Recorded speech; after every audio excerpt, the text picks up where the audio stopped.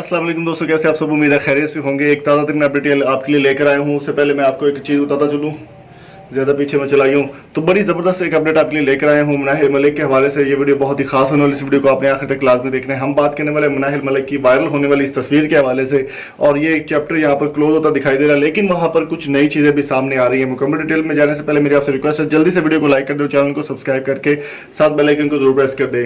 तमाम ज़बरदस्त वीडियोस देखने के लिए आप हमारे चैनल को सब्सक्राइब जल्दी से कर दो, लाइक करना मत भूलिएगा। एम करते हैं 500 लाइक्स के लिए। दोस्तों, मुनाहिल मलिक के हवाले से एक सोशल मीडिया पर एक वीडियो वायरल हो रही है, जो आप साथ में देख सकते हैं, जिसमें वो काफ़ी गमगीन और रोती हुई दिखाई दे रही है।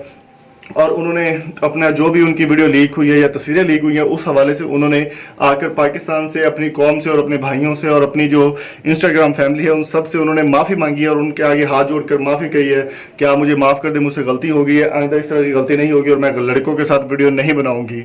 मैंने ये सोचा कि यार अगर मुनाहिल मलिक ने ये वीडियो अपलोड की है तो ठीक है, बड़ी अच्छी बात है यार, खुशी की बात है कि उनको अपनी गलती का एहसास हुआ है और उन्होंने ये चीज़ जो है वो ख़त्म कर दी है।